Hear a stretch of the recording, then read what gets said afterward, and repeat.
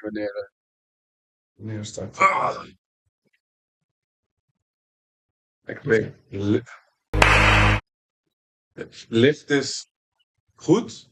Maar een blikje boven. Nee, het is goed zo. Telefoon lekker in je. Lekker lepeltje. Waar heb je? Kijk, bezig. Kijk. Dus ja, Hoe is jouw dag verder vandaag? spot, ik was 1 uur geleden al. Ja? Bijna douchen, appest, thuis bidden, even wat eten, weer komen. Vind jij het echt belangrijk om elke dag minimaal 1 keer bij de moskee te zijn? Sowieso. 100%. Dat is wel belangrijk. Bro, als je gaat bidden, kan je wel thuis bidden, geen probleem, weet je. Maar moskee is wel wat op zich wel fijn.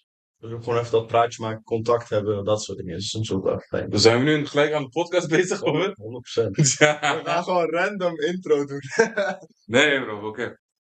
Nee, dit is het beginstukje, nu komt de intro. Gooi de intro erin, let's go.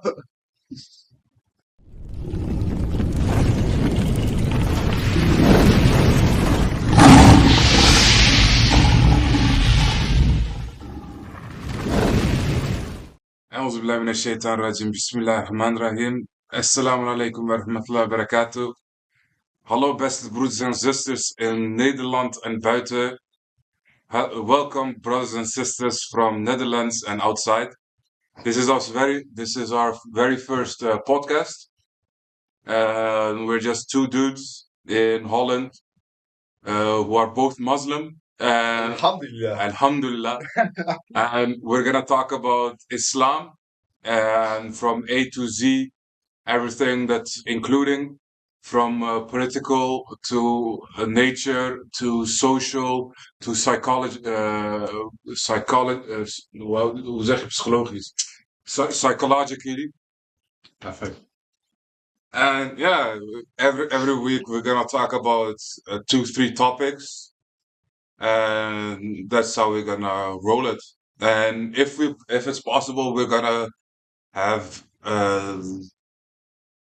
a guest speaker who is knowledgeable about Islam, or someone outside of the fold of Islam, seeing what's their perspective on it, and we're just gonna talk about it with some chai. Of course, it's important. For a quick introduction, my name is Ridvan Karaağaç, and next to me is Abdul-Samed. Abdul-Samed. Yeah, and now we're gonna talk about 1.5 hours about Islam. And we are gonna have some fun. Yeah, we're gonna have some fun. Just speak about random things, but also Islamic things, of course. Yeah, We're gonna make a fun story. fun story. Let's see. We talked about yesterday about certain topics that we wanted to talk about, and I asked my good friend ChatGPT, like, "Bro, give me some topics to talk about," and he gave me. Oh, this is a good one. Navigating identity and faith in a multicultural world. Good one. As we know, Holland is a multicultural, diverse place, a melting pot of different cultures and nationalities, all in a tiny, I don't know what's the square kilometers of Holland, but it's very small. But the population is like what, 17 million? Yeah. Between 16 and 17, I think. Between 16 and 17 million, and lots of diverse cultures, but also religions. From what I know from statistics, there is a rise in atheism in Holland. The church is dwindling, and Islam is rising. So yeah, that's a fun little tidbit that you can know. Of course, yeah. We see a lot that Islam is rising, of course. It's the best. And It's gonna be number one. But and only number one. But why is it the best? If we say it's the best and they don't know why, they're gonna think we're like extremists. We are. No, we're not. No, we're not. Gert Wilders, I don't know you. Wilders, come sit with us in the middle. Come, we have a podcast together, bro. Come on. We're gonna invite you. But as we say, of course, Islam is perfect, but the Muslims aren't. But what is your, tell me three things you find the most important basics of Islam in like a few sentences The respect for you. for me, Yeah. the respect that you have across all ages, from the young to the old, and from the old to the young, Women, men, women, men, all everyone. genders, that we Yeah. respect each other. Also, nationally, because there is no distinction between races in Islam. Even if you're black, white, Asian, uh, Purple, red, it doesn't matter. if you're Muslim, then you're a brother from another, mother from another, and that's number one. The second is the discipline of a Muslim, how he is religious in itself, in its faith, and how he is on his standpoints, which he represents. Like uh, in the East, I mean, in the West, in America, you have Democrats and Republicans. They're like East, West, and in Holland you have also linkerpartij, rechterpartij, and they have all values from which they stand for. As a Muslim, we have also positions where we stand and which we hold firm, and I respect that dearly. And uh,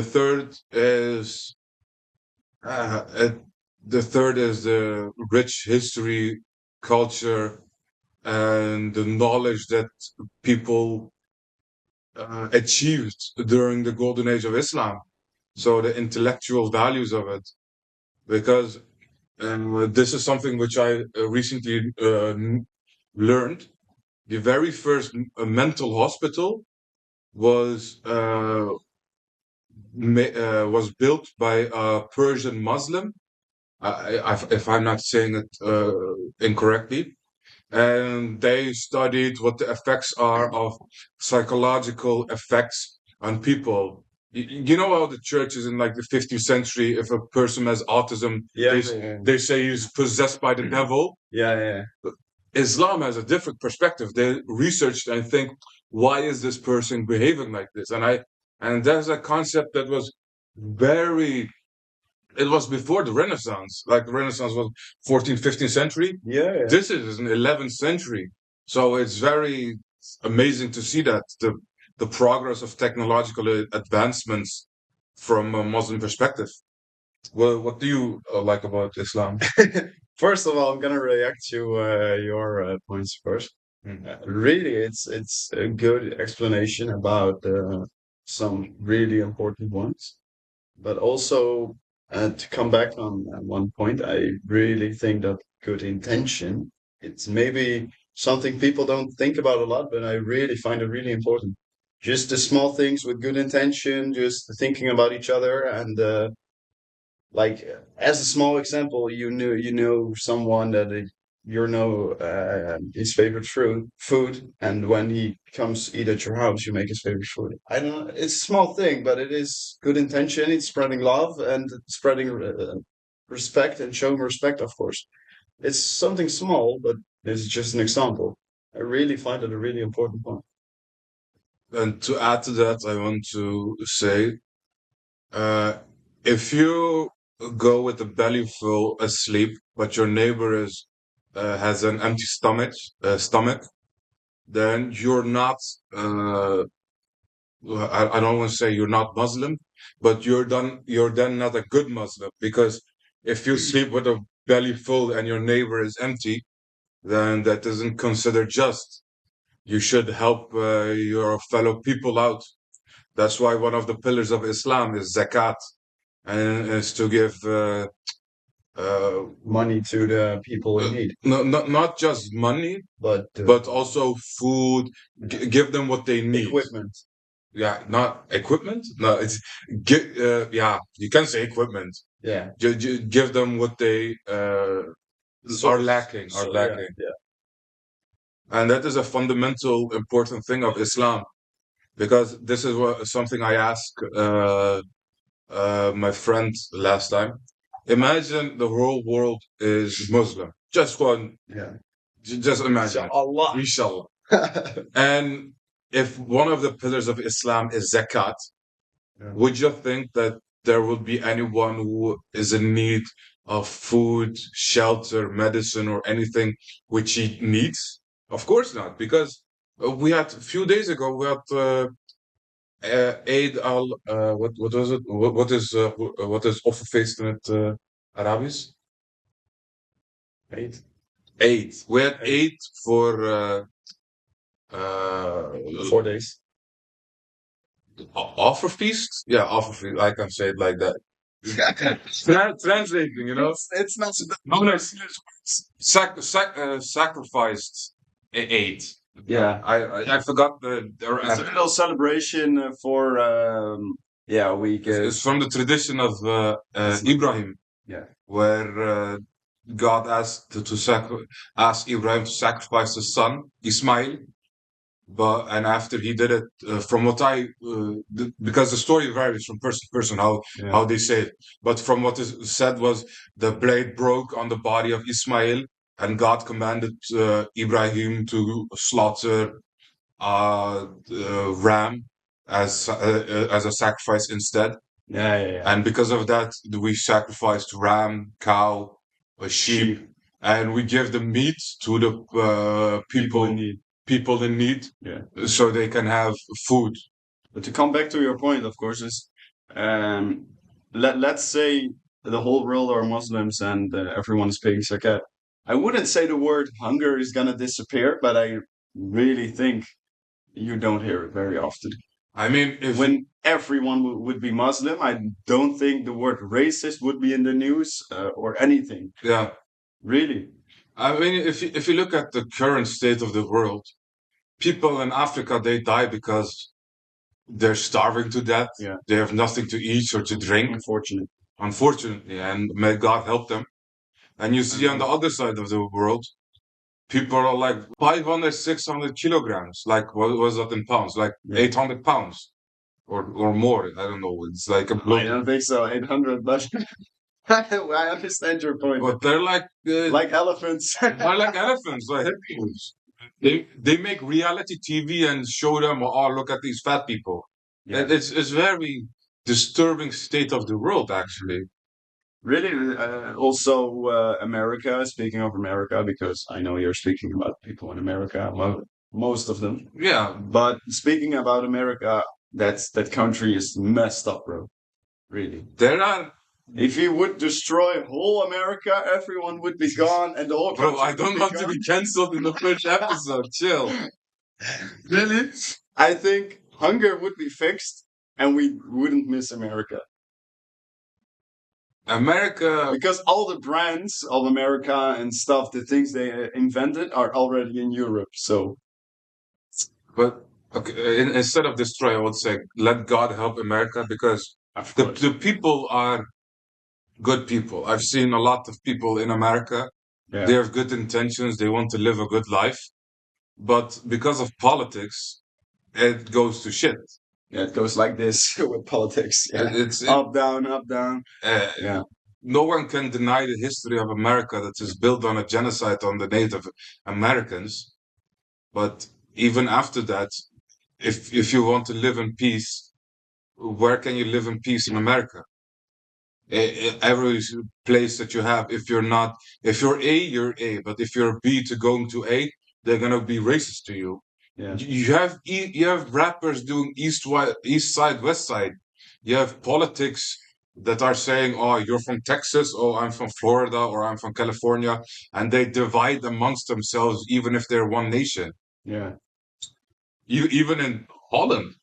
Yeah. I mean, you're Fries.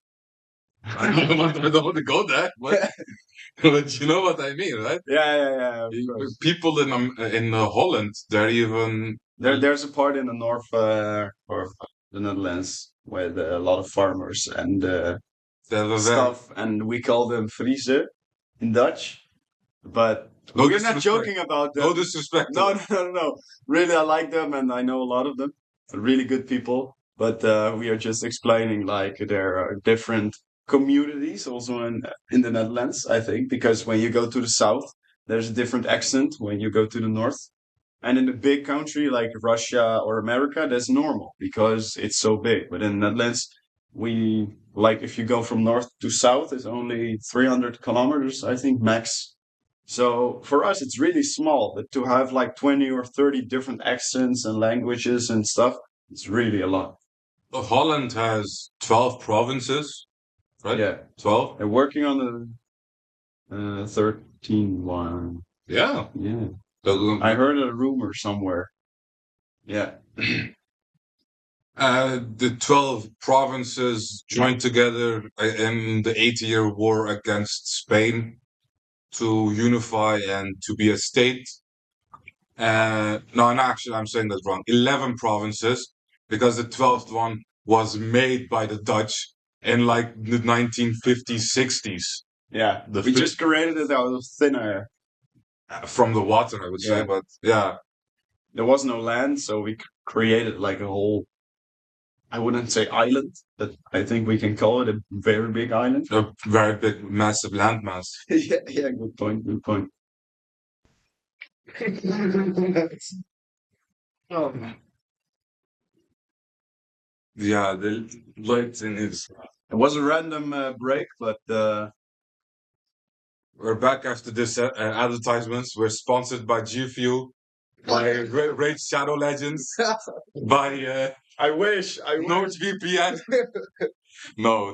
Well, grab your glass, man. I grab some chai. It's over there. I will like it. And after this, we are gonna eat broodje dunner.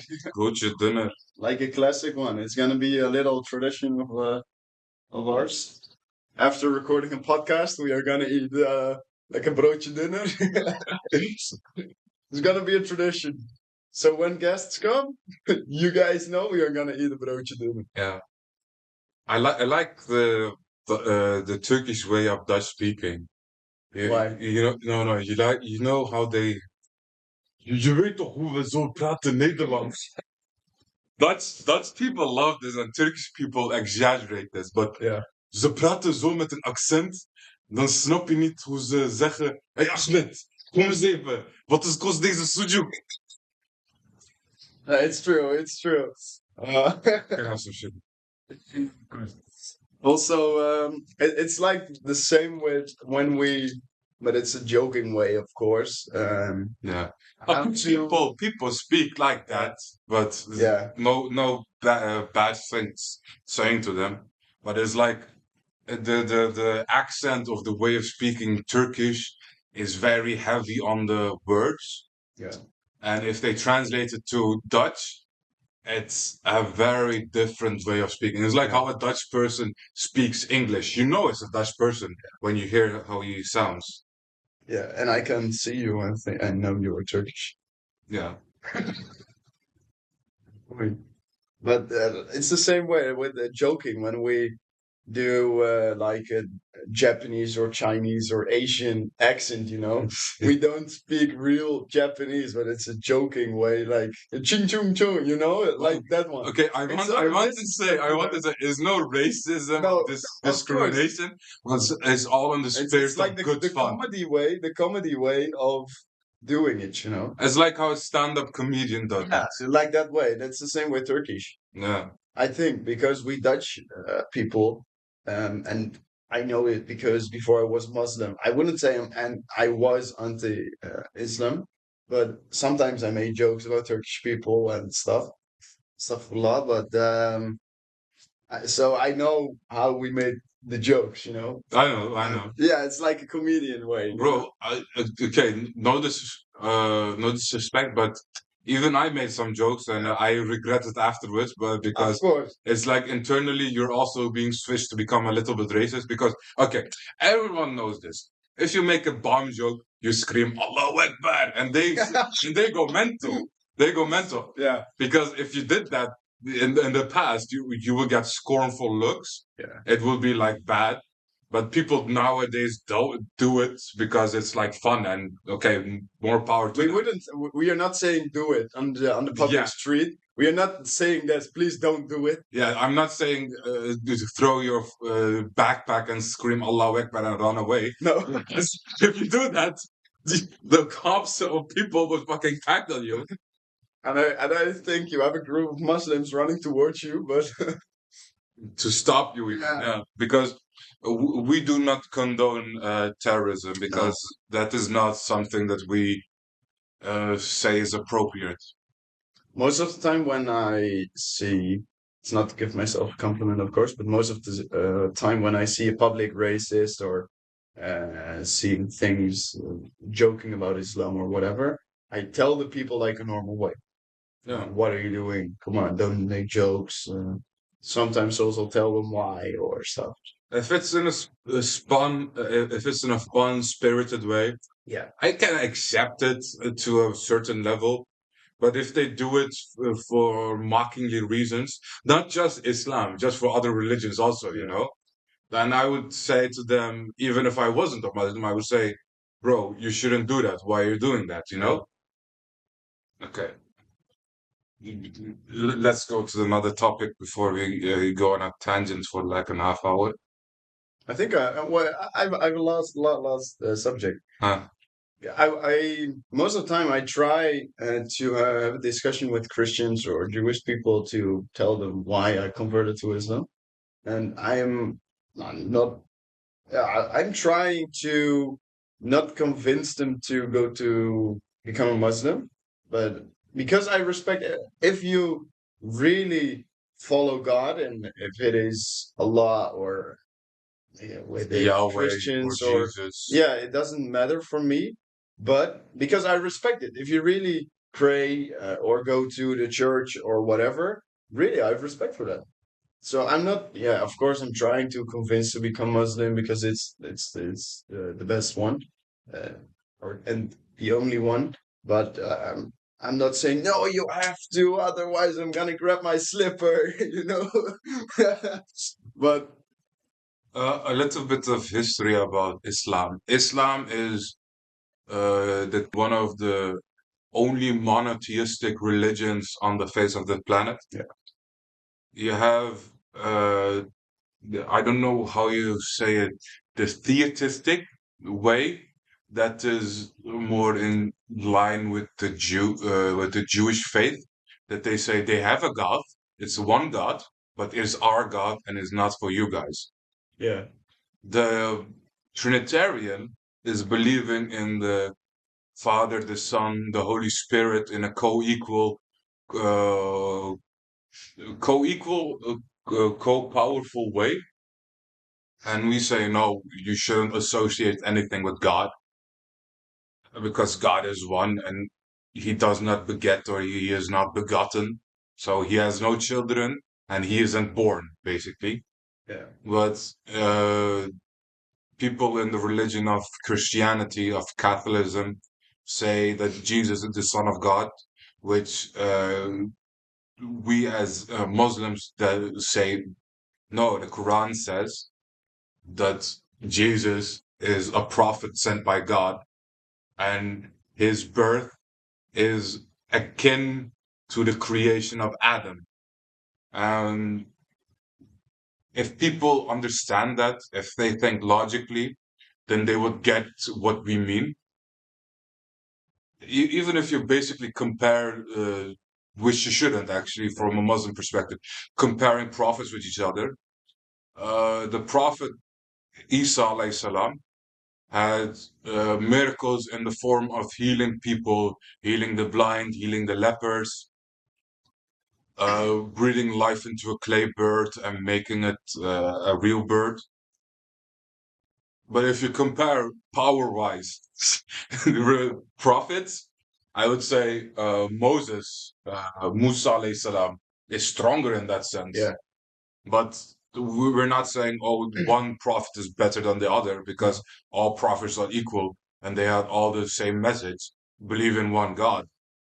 And over the time of the history of mankind, that message got corrupted, lost in translation, and diverted from the original meaning. If you go back into yeah, the roots, Hinduism claims to be one of the oldest religions. Okay, just because you're the oldest doesn't mean yeah, you're true. no, Even if you look at the Sanskrit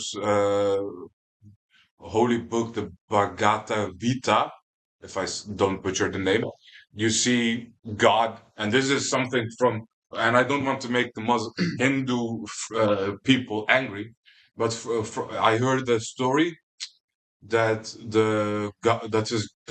the chief god Rama, Yeah. his wife got abducted by someone else, and they asked Rama, "Why don't you take your wife back?" Yeah. And he said, "No, I'm not powerful enough."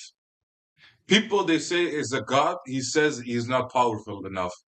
I mean, logically, that doesn't make sense.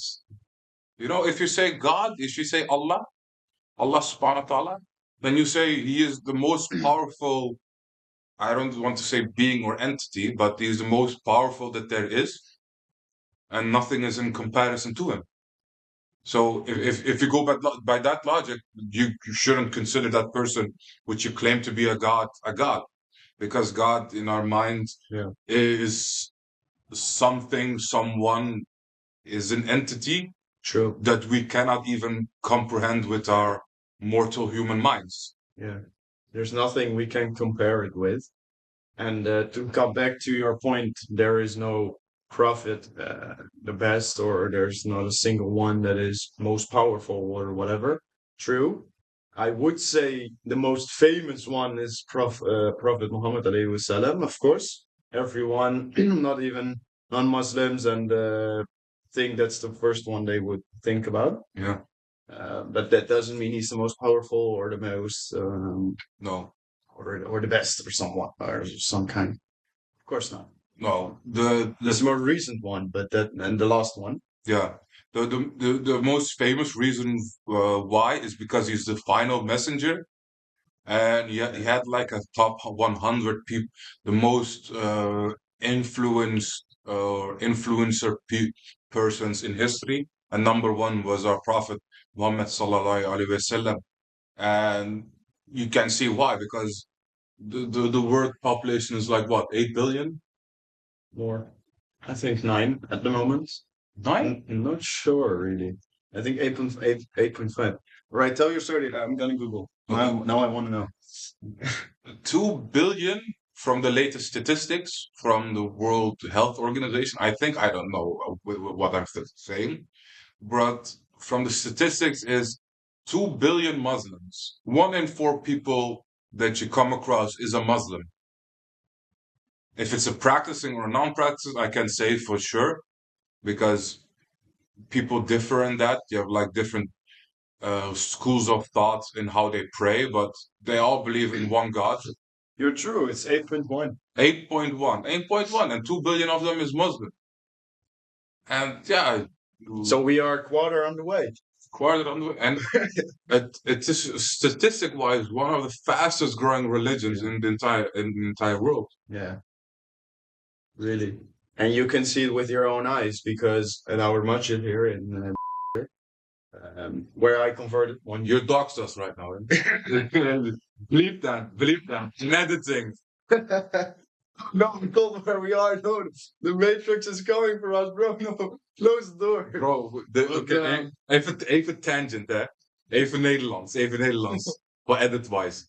Als we praten over shit van waar we wonen, waar we zijn, woorden, en als we over praten over politiek, bro, negatieve mensen zijn overal. En ik wil niet gedoxt worden, en ik wil niet dat mensen naar mijn huis komen, weet je? Ja, ik wil wel een beetje deze moskee promoten, snap je? We promoten deze moskee. Daarom zeg ik alleen. Ik had ook kunnen zeggen, maar. Er zijn maar 2 moskees in heel hè? 3. 3? Waar is de derde? Je hebt een Marokkaanse bij ziekenhuis, je hebt een kleine Turkse daarachter en je hebt deze. Marokkaanse? Oh ja, je hebt de Marokkaanse. Oh. Daar ben ik nooit geweest. Maar ik weet wel gewoon van... De hele moskee is deze ruimte. Serieus? Ja, dus de hele moskee. Je bent daar geweest? Ja, meerdere keren. Ik ben er nooit geweest. Ik wist alleen van... Met Ramadan moet je daar een keer heen gaan, man. Hoezo? Hoe heet dat laatste gebed ook alweer? Vergeet dat keer, man. Terawih. Ja, Terawih. Jongens, ze doen daar zo snel, je bent binnen een half uur klaar. Echt waar. Ik ben daar 1 keer geweest. Oké. We gaan wel over... We praten wel over... Wanneer we iets van 4, 5... Ik zou zeggen 4, 5... Echt Wanneer we echt goed binnen zijn. Wanneer er echt gewoon positieve meer zijn dan negatieve. Want in één keer zie je dan als we praten over een onderwerp, we praten over hindoes, we praten over joden, we praten En over dus, christenen. we zeggen niks negatiefs. We, Kan geen kwaad. we zeggen niks negatiefs, maar ze vatten het negatief op. Ja, maar dat is hun probleem. Dat is niet mijn probleem. Ja, weet ik, maar als ze dan in één keer komen... Ik gooi wel een disclaimer in beeld. By the way, weet je wie Gandhi heeft vermoord? Nee. Een Hindische persoon, geen moslim. Maar mensen zijn overtuigd, nee, hij was een moslim die dat deed en shit en zo. Bro, Martin Luther King werd door een black persoon vermoord. Gandhi werd door een Hindoes persoon vermoord. JFK werd door Mossad vermoord. Ja, de politiek, we kunnen wel daarover praten, maar als ze dan te politiek zijn, dat is dan ook niet echt Right, back to the podcast. een podcast. The podcast. Oké. By the way, if you guys have any questions, just let us know because we will maybe talk about it in this next subject. Get in the comments. Of course. Let us know. Maybe on the socials also, we are creating Instagram and stuff. Yeah. So we can answer the questions. Yeah. And you guys can ask us and maybe even TikTok. Yeah, of course. Yeah. Because TikTok isn't banned in Holland. No. It's not. It isn't. It is banned in like 90% is addicted to it here. Yeah. So all the children on the bike, TikTok, man. But for social media, we're looking into creating Instagram, TikTok, to spread the message. But also, if we know what you guys want to see or hear or whatever, we can invite a guest that knows a lot about a specific topic. Yeah. And we have some special people in mind that we really want to invite, and we got some big plans. Yeah. But we are not going to tell them yet. But our friends mostly, basically. Yeah. I have some big contacts in the Netherlands, big speakers. Yeah. Schilders? No, unfortunately. Maybe one day. He has to take off his shoes, everything. He's gonna sit here, drink chai. Make voodoo first, no? Yeah. One lady, he has to convert, man. Otherwise, he can't leave. We have no compulsion in religion. No compulsion in religion. No. He has to leave the country if he is not a Muslim. I don't even know what religion he has. I'm not sure, actually. Is he atheist, Jewish, Christian? I think people average Dutch person doesn't even know. Google it. But if you have a certain topic or a question about Islam that you want us to talk about, then feel free to go in the comments and write it down, and we will talk about it in our next video. This is more like an introductory video about what we want to talk about, what our certain topics is, who we are, basically introduction. Yeah. And afterwards, if we find our solid footing on how we want to proceed, how we want to continue, then we know the direction on how we go. Because right now we're freestyling it. Even the monitor of the camera and the setup was basically last minute because this guy was gonna get some cameras, but he couldn't. Yeah, that there came something in between. So. And I said, no problem, bro. I bring my laptop and we can do it. So that's why if it's uploaded, that's why it's 720. So sorry for the quality beforehand. But it's okay. It's like, I don't think people are going to watch the whole podcast, but just listen to it in the car or whatever. I think that's going to happen the most time. I hope the sound quality is good. Yeah. Okay. It will be. Let's see. The next topic that ChatGPT gave us. Okay, I'm going to just first read them out. The first one was navigating identity and faith in multicultural world. Young Muslims share their experiences on balancing their cultural and religious identities. Ooh, deep going. With the demands and influence on diverse society. Yeah. Yeah, so basically, what's it like to be a Muslim in a country that isn't predominantly Muslim? You have to have certain regulations for yourself to look at products if it doesn't contain like pork, or be on time for your work after you pray, of having a moment in your work that you can pray. I wouldn't say it's difficult to mix up the tradition. Tradition is maybe the wrong word, but Rules, the Dutch culture with the Muslim things identity. identity. Yeah, because praying at work, like some places, workplaces say it's okay. Most of them don't. In a lot of food, there is pork and stuff, and a lot is alcohol. So I wouldn't say it's difficult. And halal, basically. Yeah, I think that that is a really good one.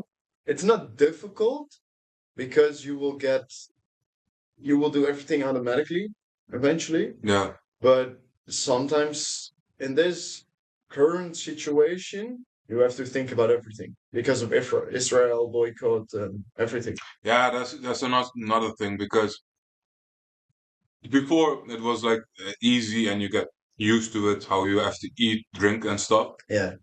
And For example, you could just buy Coca-Cola.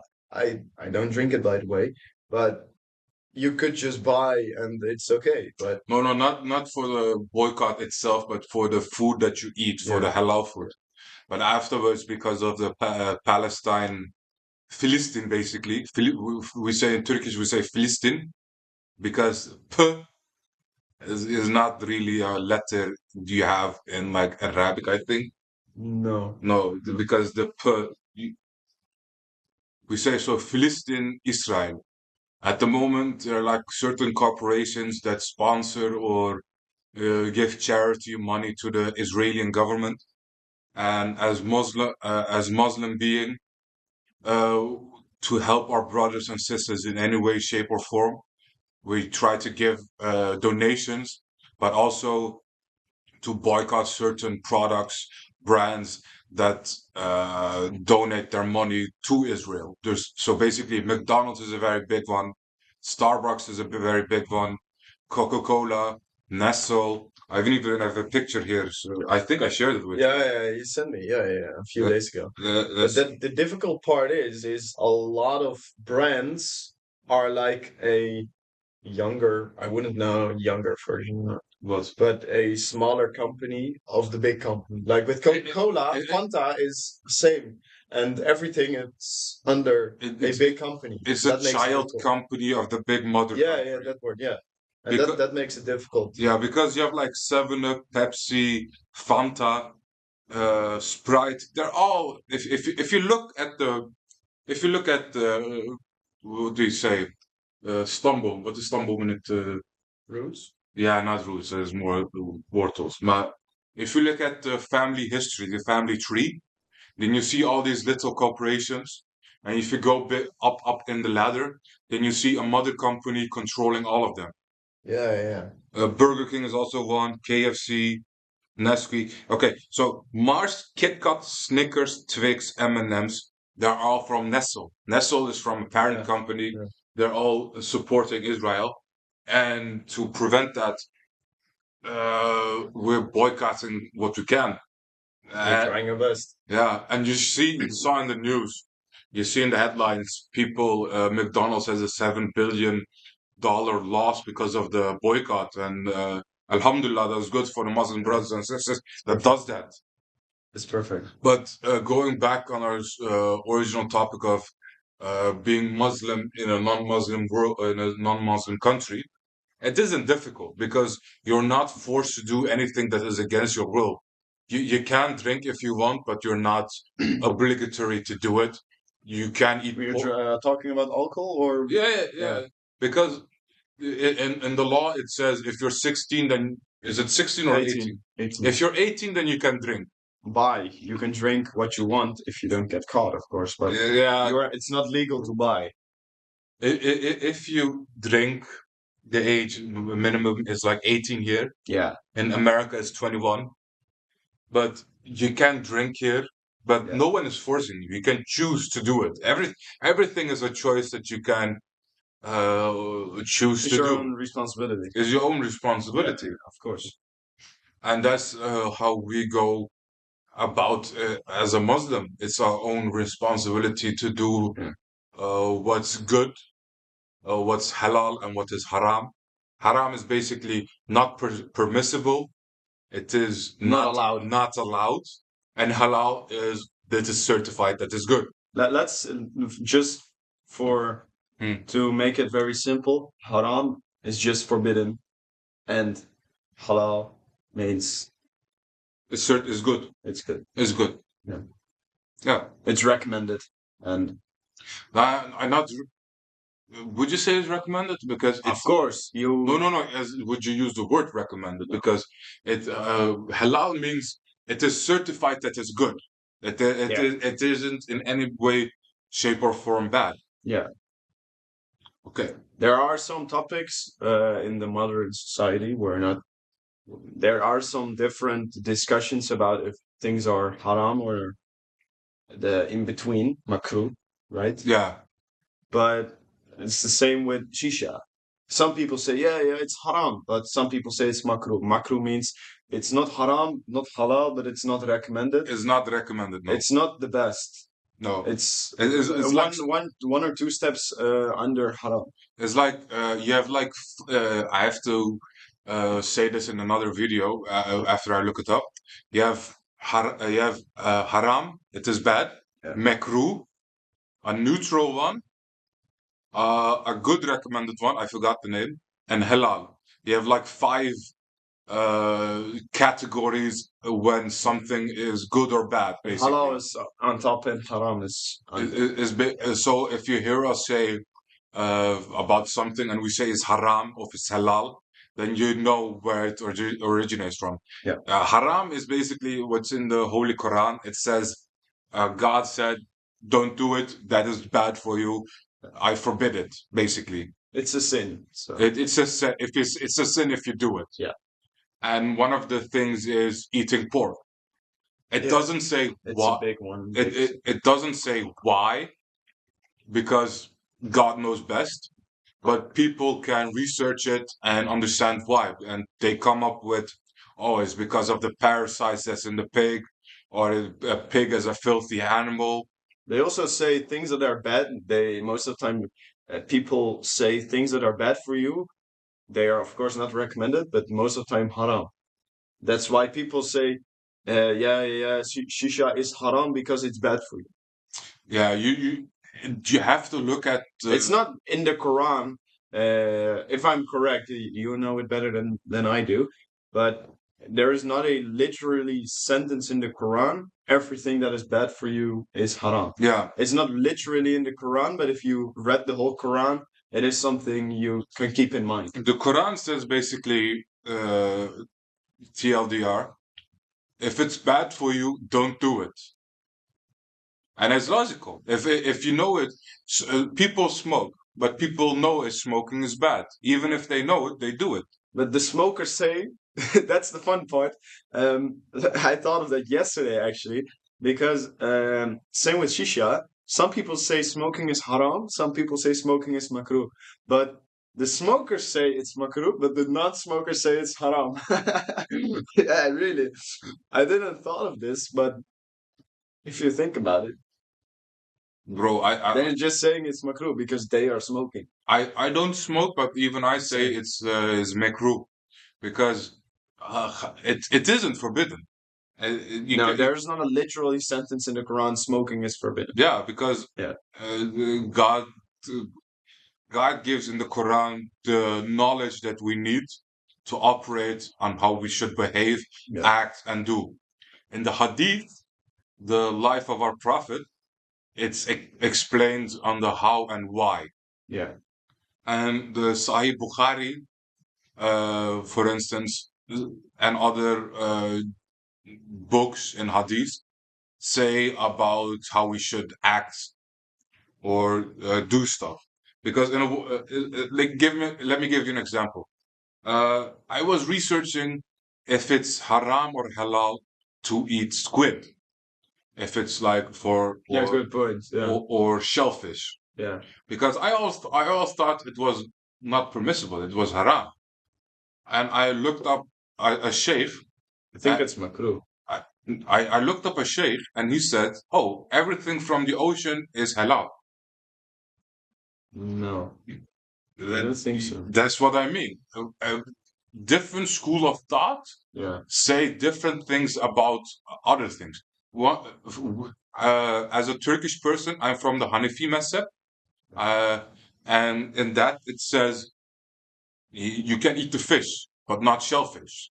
And I say, okay, If I follow your point, if you take it very literally, the fish from the sea, I can understand that one is halal, but you also have fish from like farm, farming, yeah, where, yeah, and that is a place where they don't um raise the fish and in a good way. So I think there is a difference between raising the fish in the ocean because that's a natural fish. It was raised in a good way. yeah. I know there's a lot of plastic in the sea and stuff, but that's the other topic. But I can understand the fish from a farm could be makruh or haram. So not fish from the farm. I mean like fish, like tuna, sardines, and like that. Yeah. Even if like, But if it is raised in the ocean, I think it could be halal. But if let's say tuna is raised in the sea in a natural good way, yeah, I you could say, I think, I'm not sure that it is halal. But say you're raising a tuna in a farm raised one, you know, yeah, I I got you. I think that one is more makruh or haram than one in the ocean because they are not raising the fish in a good way over there with a lot of chemicals and not a. I don't know about the chemicals that they use, but if you compare I'm it, not sure, but I could understand the point if if someone would say it. but if you compare it to farm animals, what's the difference? Do you have it? You have a difference. Where do you have a free range cow? Yeah, but you have different farms. You have one Yeah, I know. where a cow is raised in a good way. Is a free range, Yeah, or one is in a same pen. with chicken. Yeah, okay, but I don't think they have like a. They put the tuna in like in a box in the water. No, they don't. No, they But so. I have been to some fish farms in the past, Hmm. and if you see how the fish are raised, it's not good. And I'm not saying that in the ocean is also the I best way, but at the moment it is. There is no other option, of course, hmm. but of all the chemicals, the plastic in the ocean, unfortunate, but I think that is the best option.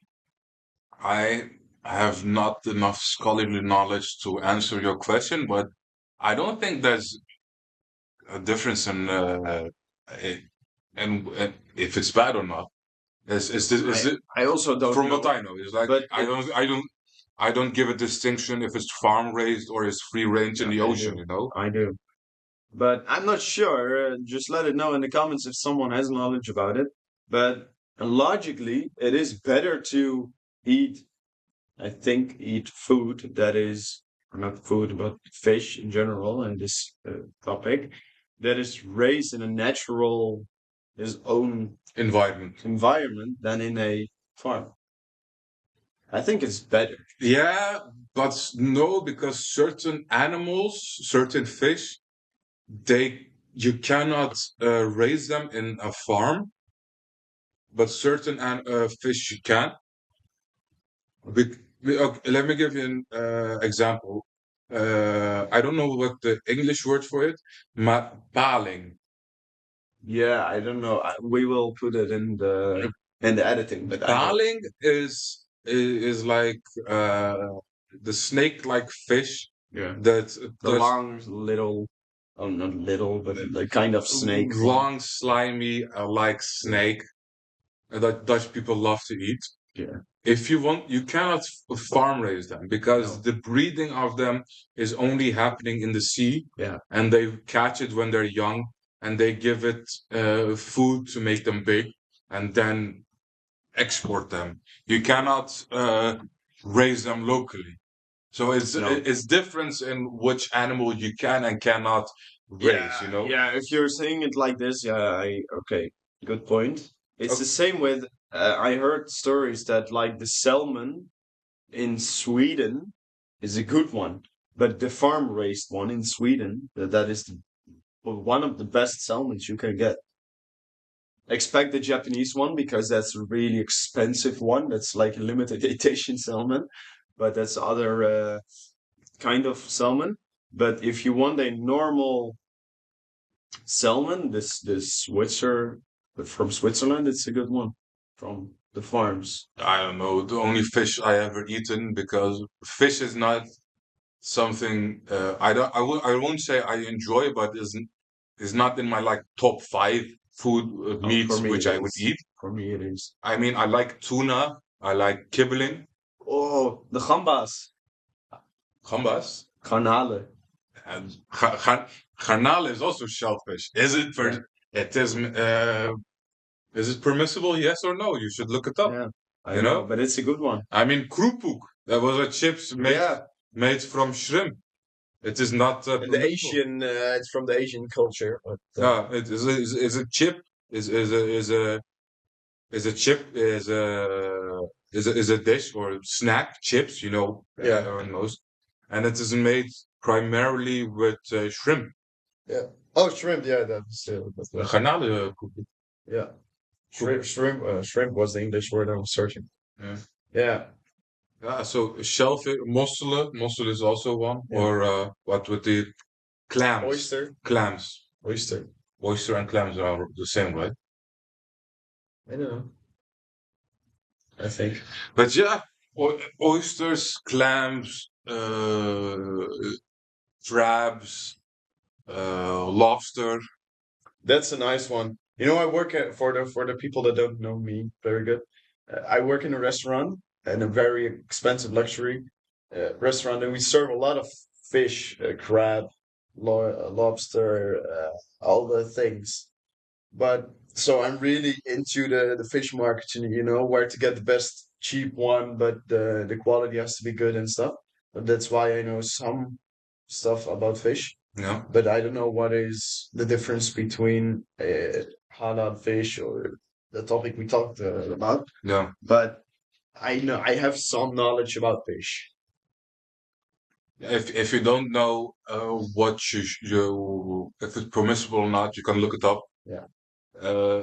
Technology is advanced enough that you can just look on your phone, internet, look up, is it halal or haram? Then you can see. Don't follow everything you see on the internet. Yes, always be a skeptic.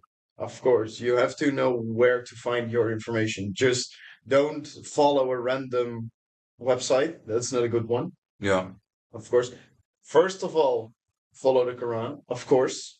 And if you cannot find the answer, or you don't have a Quran at the moment, or always, if you don't know, go back to the original text, the yeah, Quran yeah, and the Sunnah. yeah, The Sunnah is the life of our Prophet and what he said, what he has done. And with those two knowledge, you can do anything, yeah. uh, if it's permissible, basically. And that's how you go about. Okay, so next topic. Let's just talk about our day, man. It's sunny. What are you gonna do in the evening today? Uh, it's like now It 4. it was sunny actually. I think it's cloudy now, but I You think got any plans this week? this week, Yeah, this week. not really. No, I'm just gonna maybe chill at home, study for exams, Work, work, work. work, work, work, work. Yeah, because we want to go to Umrah December. in December, Inshallah. and I really want to go, bro. at the moment it's Hajj season. When we record this, we are not sure when we are gonna put it online. But Yeah, when so it's Hajj season, yeah. and for how many months? Hajj. Yeah, I know the whole Hajj is finishes at the or everyone right here is coming back the third, or no, not the third, but the how do you say? it is a certain period in the Yeah, year when it's Hajj period, yeah. and it goes for a certain period, and afterwards you can You if have to go next year. yeah, you Of have to go course. next year. Yeah. If you go in the specific time when it's Hajj season, then you It's the go most to, expensive, most busy, most yeah, you go then on pilgrimage, yeah. and the other times that you go to Mecca, Medina, It is basically Umrah. You can go whenever you want, Yeah, and most of the time. yeah, But it is recommended to go with a guide and a big group.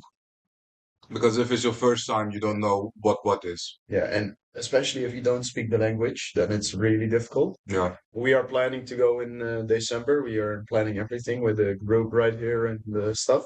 So if everything goes to plan, we hope to record one podcast in like a Oh, inshallah. that would be fun. That would be fun. Yeah, it's gonna be so nice. We are gonna have like a big group over here discussing about everything, Yeah. and maybe we're gonna do it live, but we're not sure. Oh, live. We are not gonna make any promises right here. Not making promises. I would love to do it live. Yeah. Because one of the pillars of Islam is that you go on Hajj Yeah. once in your life. If you're able to. If you're financially and physically able to go to Hajj, then you should go to Hajj. Yeah. To experience the Kaaba itself. And it's not a flex, by the way, to go on Hajj on Umrah with money you borrowed from the bank. Because I heard stories people marry or go on Hajj or Umrah for money they borrowed from the bank, but please don't do it. I've seen a guy that sold his own house to go to Hajj. Yeah. Like if you want to live there for a time, that's a good one. You have commitment. People who are committed to go to Hajj, they do everything that's possible to go to Hajj because the experience that you get there for the spiritual reasons is undescribable. But there's difference between selling your house and borrowing everything from the bank. It was yeah, of course. One is more noble than the other. Same for marriage. Don't borrow like 20K for a marriage to borrow a big Lamborghini for 2 days. What do you mean? You know, with some Turkish people when they marry, they are riding with big expensive cars. You know, for the wedding. Yeah, for the wedding. Yeah, most of them. Yeah. I'm not saying all of them, but some people rent a car for like 2 days, like a expensive car for their wedding. Please don't do it. What is it? The BMW X5? Just random cars, Lamborghini, Porsche, just the big ass cars. Yeah, G-Wagon most of the time. It's a nice car, bro, really, but I'm not gonna. Yeah, you shouldn't pay a lot of money. No. For your Keep your wedding and nikah just simple. Yeah, simple, modest. You don't have to be like big, extravagant. Don't stand on the roof and scream, "Oh, I'm married." Yeah, so don't do it. It's not recommended. Be simple. We understand it, but just go to the masjid and you want to do like people love to exaggerate. People love to show off, flex. Yeah, show off. Yeah, but because most of the time they just want attention. But one of the things in Islam is be modest, be humble, be content with what you have. If you're complaining, oh, I have like this, look at someone less fortunate than you and see how they live and compare it to yourself. Yeah. Then you will understand that you're fortunate, that you're lucky. I have to make new tea. No, I think it's enough. So thin. Okay. Mental health and well-being. That's a good one. Digital Islam. We talked about it. Look up if you look up information, be a skeptic and verify it from other sources before you confirm it's the one truth. Yeah. I want to add to that. People love to cherry pick the Quran and take certain verses of it to suit their own evil needs, to paint Islam in a bad way. But always, if you look at the full context of the verse and in what it was described, then they will understand. Oh, it's like that, because they're always like certain people. They say, "Oh, you're okay." Let me give you an example.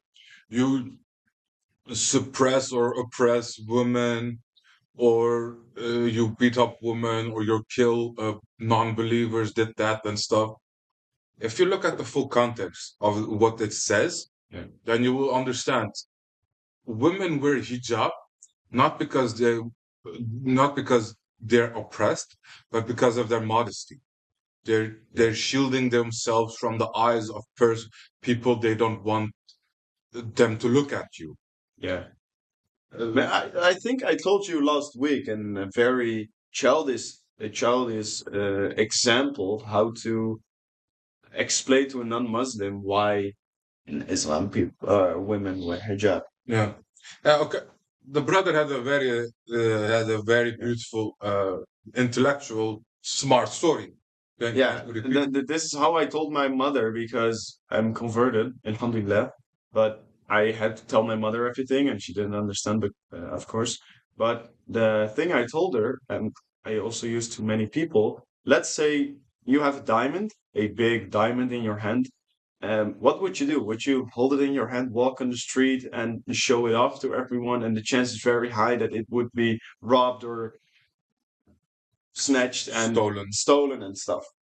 Or would you want to hide it in your pocket or cover it so people don't see it, or but they know you have diamonds, so they know you have something valuable, but you're not showing it off, so it cannot be stolen or it cannot be robbed. And it's maybe childish, it's very simple, but most of the people understand it more. It's like uh, how Mufti Menk said it. Yeah.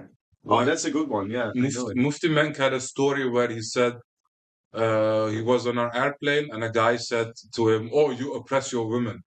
And Mufti Menk said, I want to educate this person, but I have to, he says a stupid thing, but so I have to explain it in his own terms. Yeah. So he says, "Oh, you oppress your money. You hide it in your wallet, in your pocket. Why don't you show it off? Yeah, money is valuable. Why should I show it off?" Yeah. And that's how we think about the women. It's the same with praying 5 times a day. Exactly. Yeah, of course.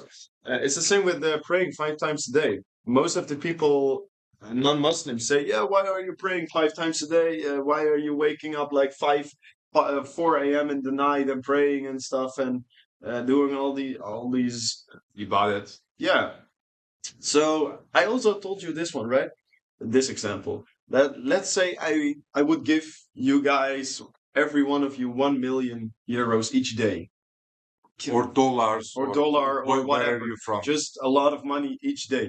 But you have to call me 5 times a day with the phone. Call me 5 times a day and thank me for the money. Would you guys do it?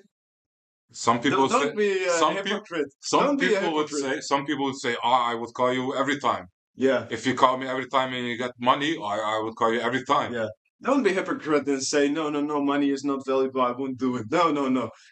Be really honest. Yeah. Be honest, of course. Let's say I give you 10 million each day. No one would say no. No, there's not a single one. I asked like 100 people this question, and like all of them said yes, of course, without any hesitation. But we are not thanking Allah for the money. We are thanking Allah 5 times a day for the life, for the sun, for the rain, for sitting here, for the tea, for everything.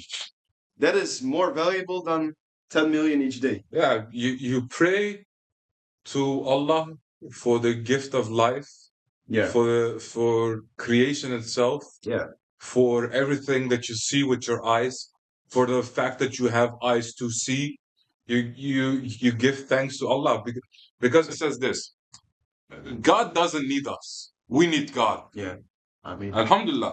So that is very important to understand. And if people say, "Oh, God doesn't exist" and stuff, bro, I can show you factual data, not the existence of God, because we are not capable enough to do that. We cannot touch it, grab it, or stuff. It's not possible to show it off right here. But podcast. But the effects of God,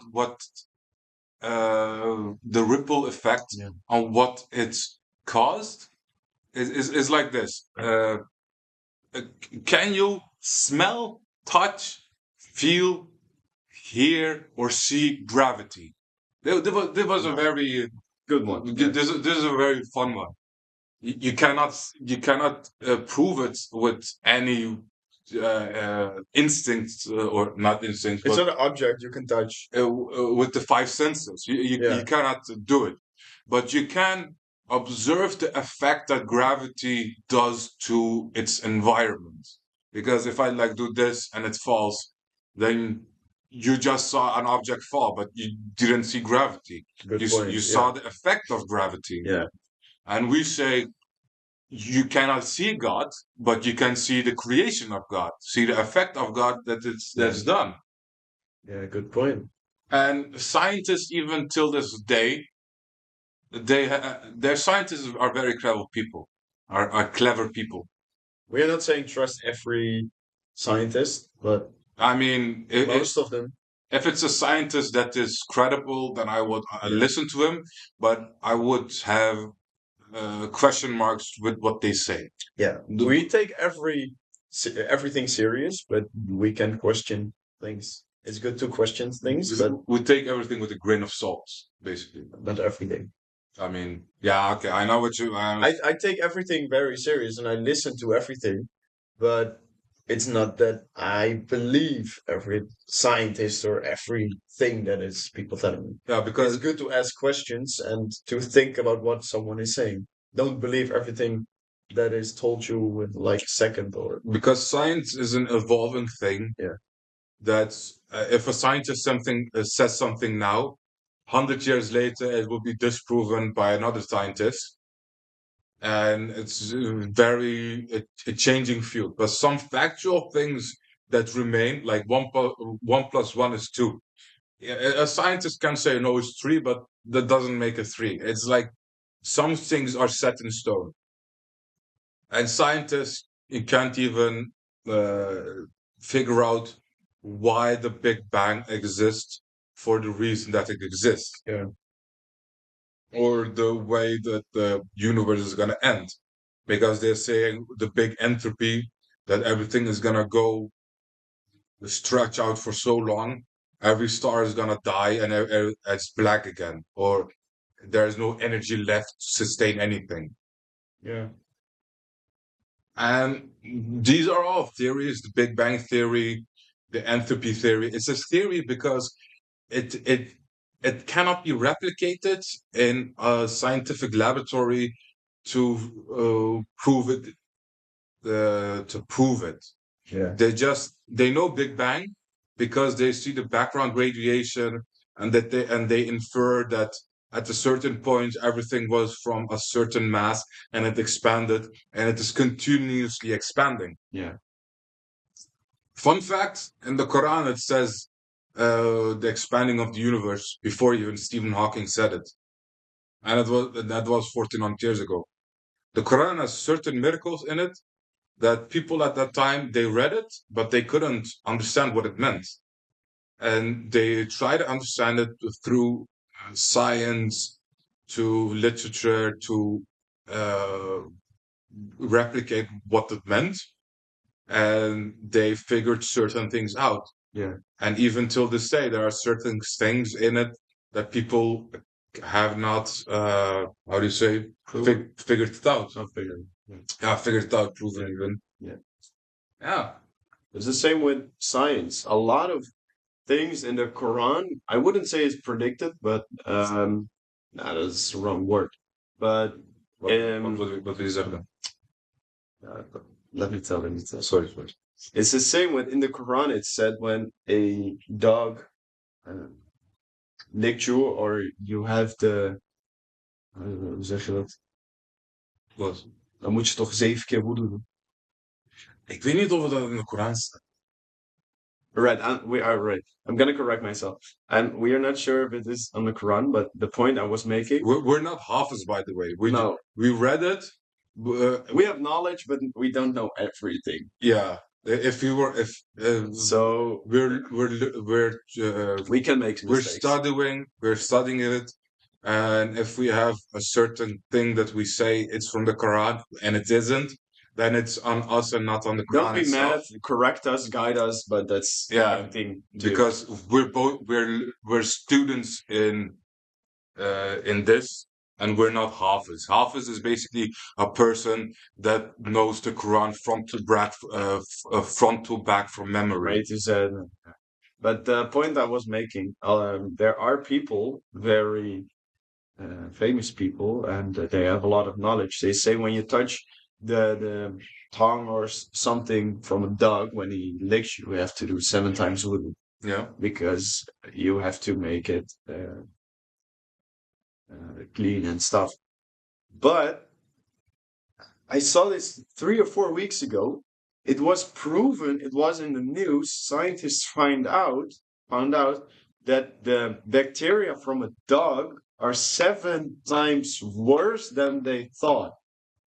So, Well, yeah, it's not a really, it's a little fun fact, but they are saying for like 100 years that you have to do seven times wudu when a dog licks you or you touch the bacteria of a dog. But how did they know that?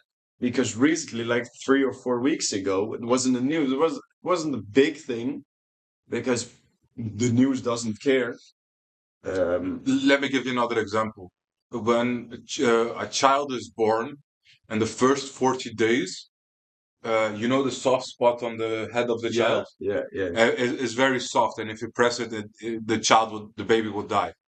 And the first 40 days of a child, Muslim people will shave the head because from what I know, it's written in the Quran that you should do that.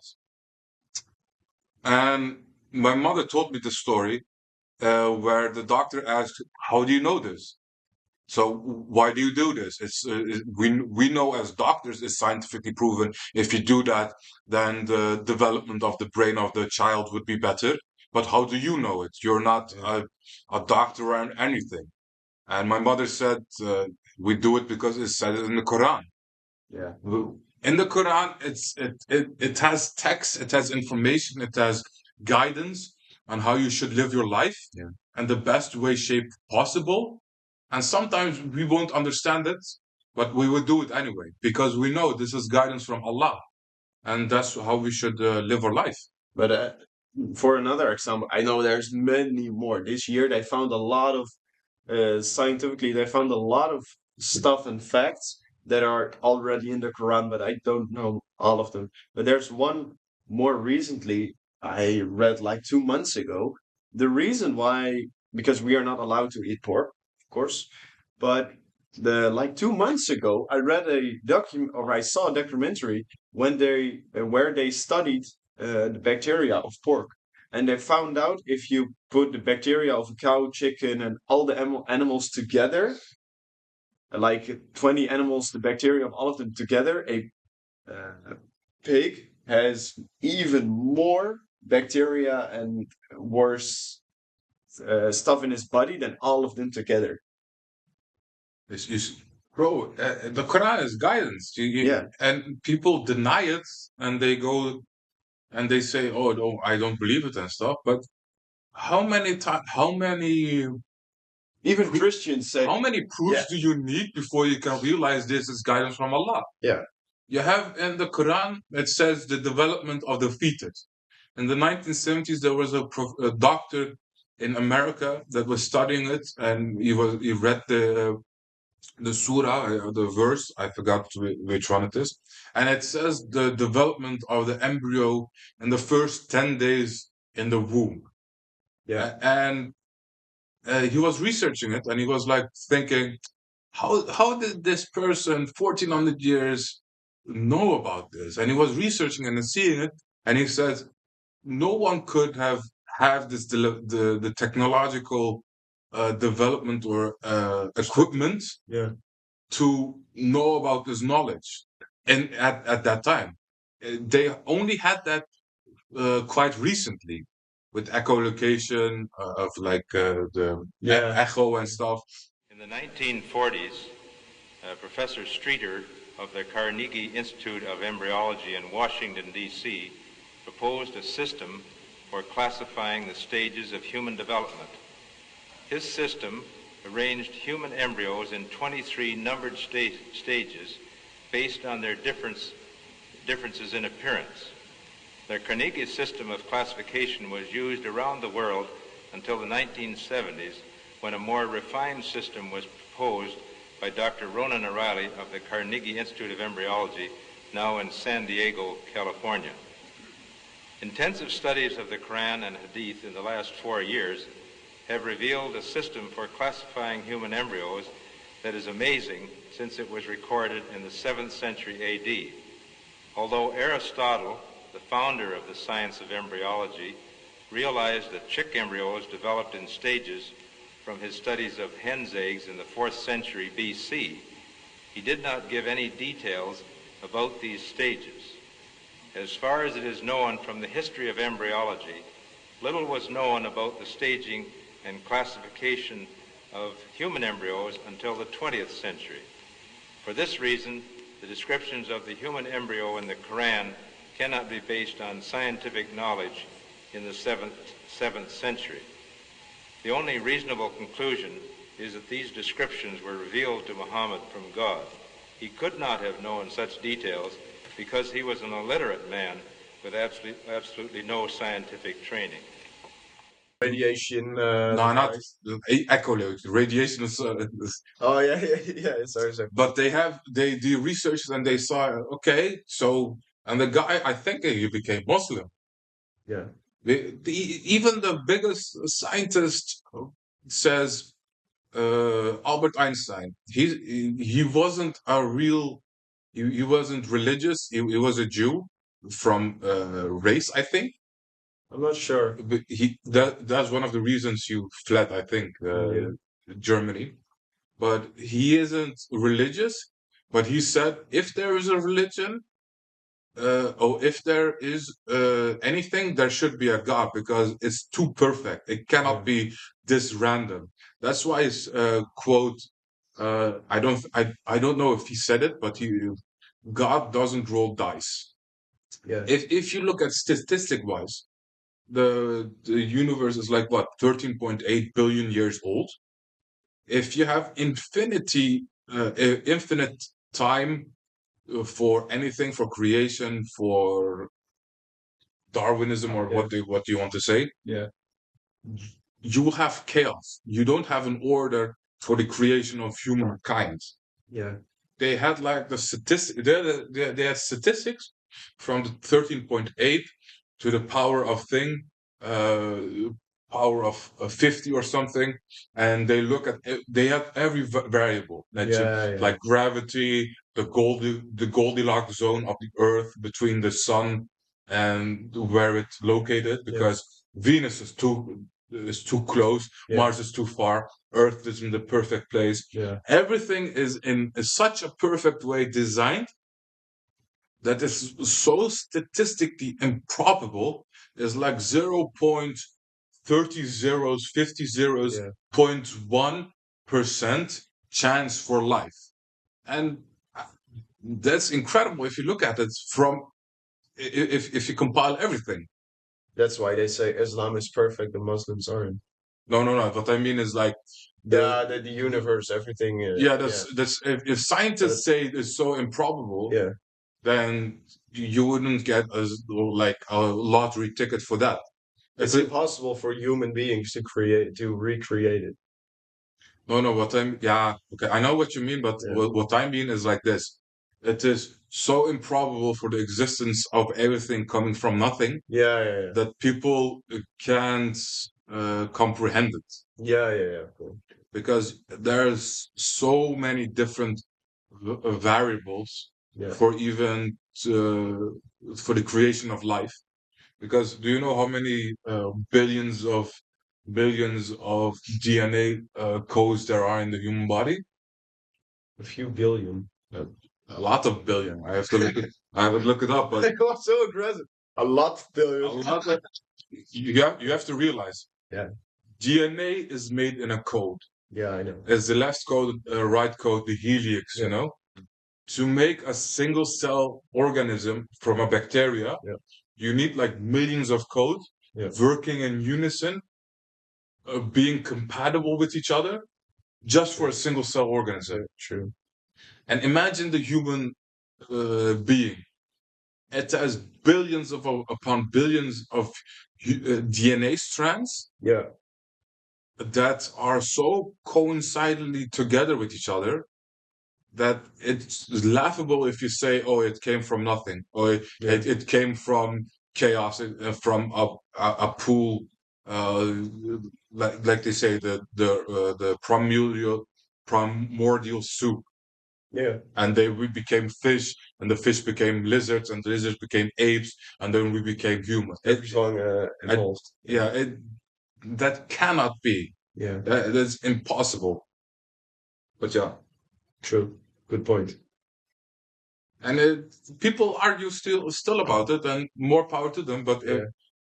those people, I think, don't have read the Quran itself.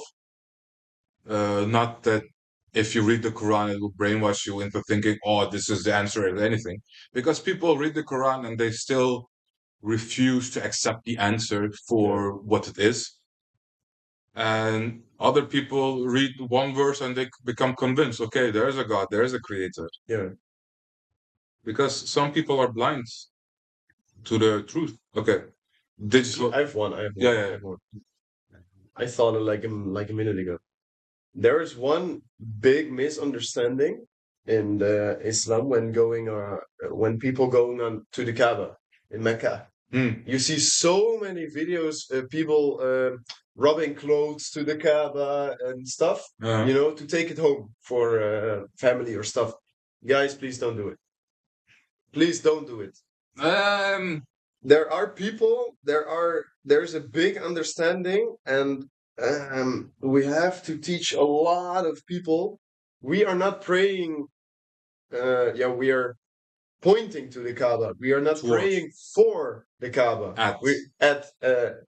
We are praying for Allah, not to the Kaaba. Yeah.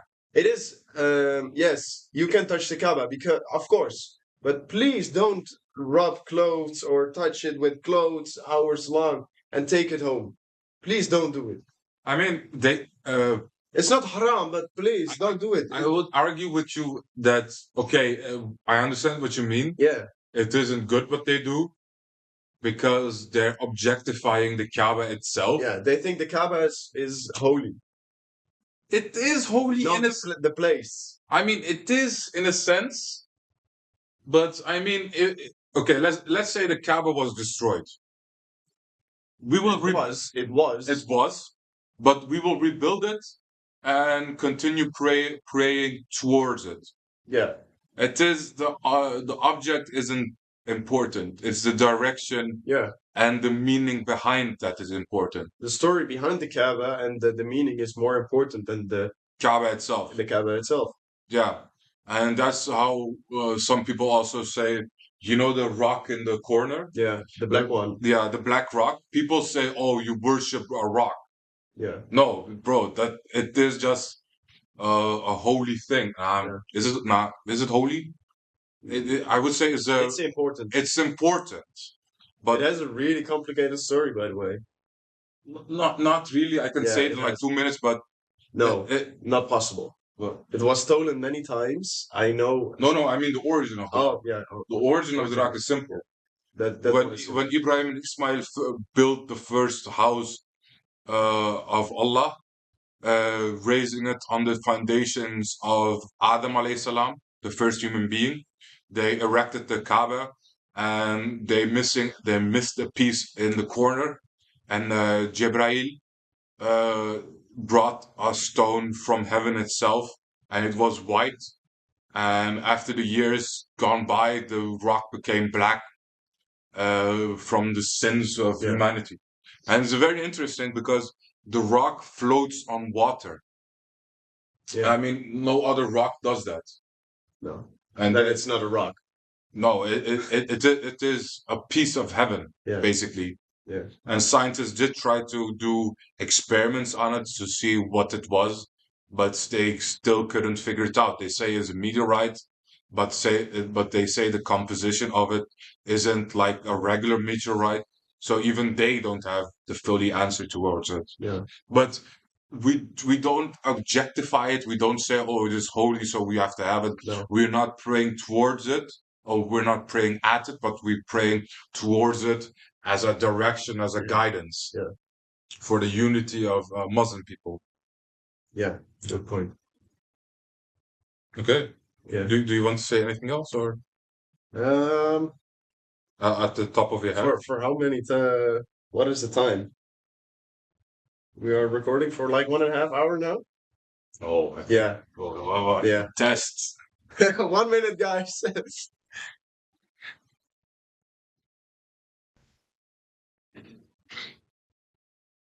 Take 3. Oh, take 3. Gaan we gewoon weer even wat leuks van maken. Ja. Okay. For our last topic. Hoezo beginnen we met een onderwerp? Laten we gewoon lekker natuurlijk gewoon. Yeah, I understand. Okay, you say in Dutch, I respond in English. But, Your favorite snack. What is your favorite snack, bro? My favorite snack Yeah. is pestil. What is it? Pestil is made from. It's a regional specific dish. Is it Turkish? It's Turkish. Oh, it's the best. It is made from. I have to look it up, but You're right, Google it.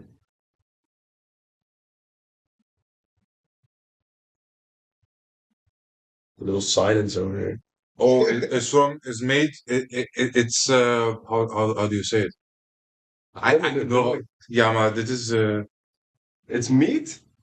Oh, it's not meat. It's not meat. Oh. It is made from. Oh, I know. Yeah, I know. It's made from almonds. No, not almonds. Almonds are in it, but not. It could be with nuts and Maar pestil is a regional dish walnuts, as a snack. grapes.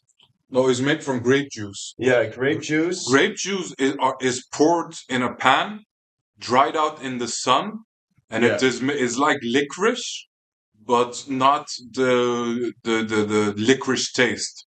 Yeah, I see. Yeah, nice. And that is something that my grandmother brought from Turkey itself, and I like it very much.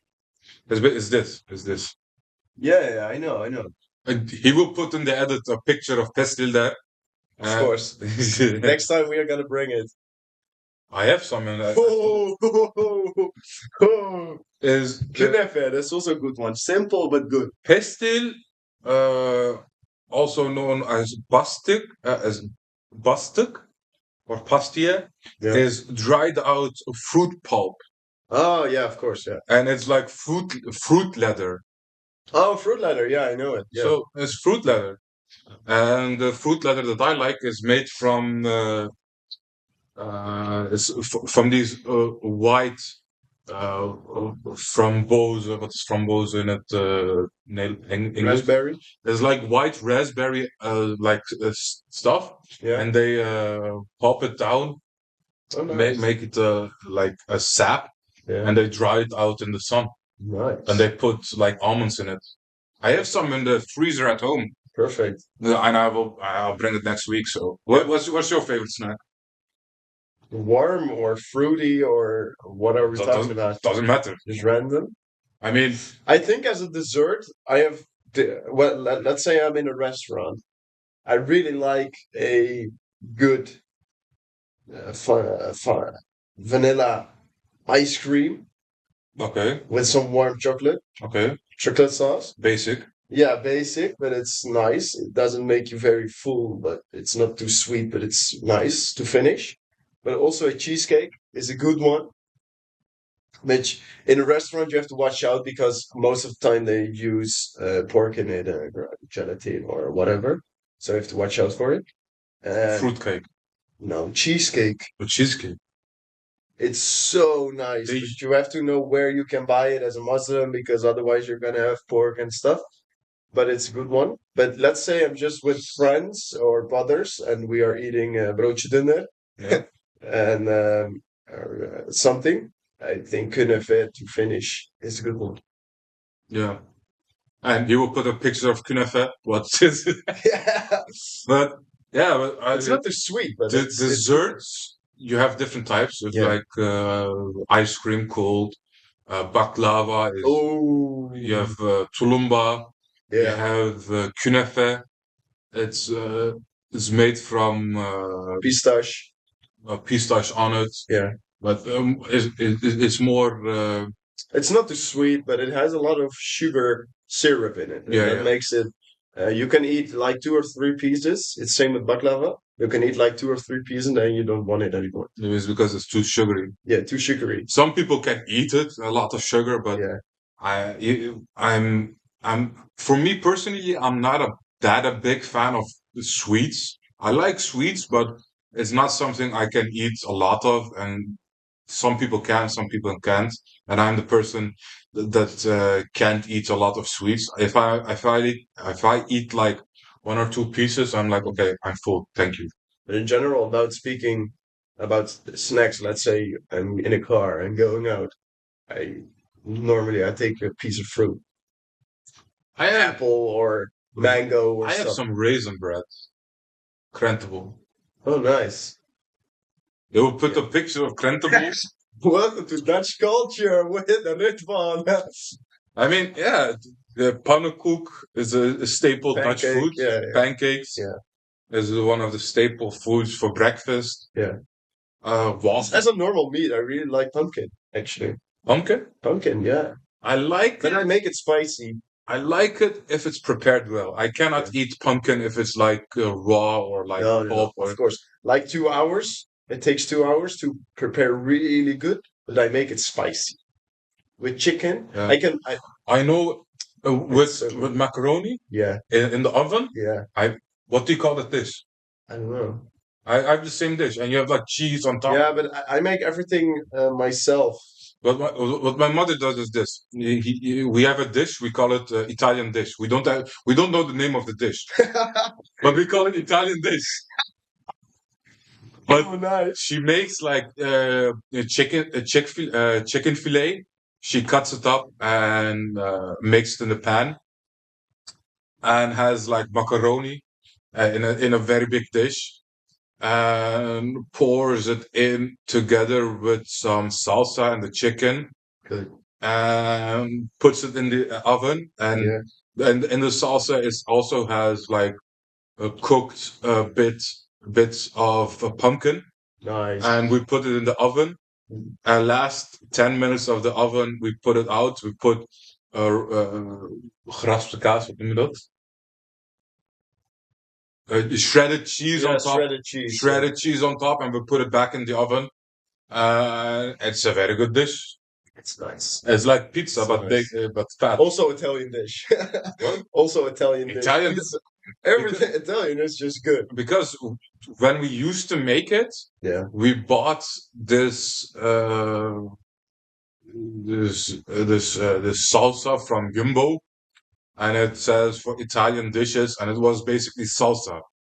It is like lasagna, I would say. Yeah. But it doesn't have layers. It has just spread it out. Yeah. And with chicken. And chicken is good. Of course. You can have it with black olives in it, but some people, I think that's a very good one. It's good because if you eat it, it's like not sweet, but it is hearty. Yeah. And you have like sour bits of olives in it, and it's very good.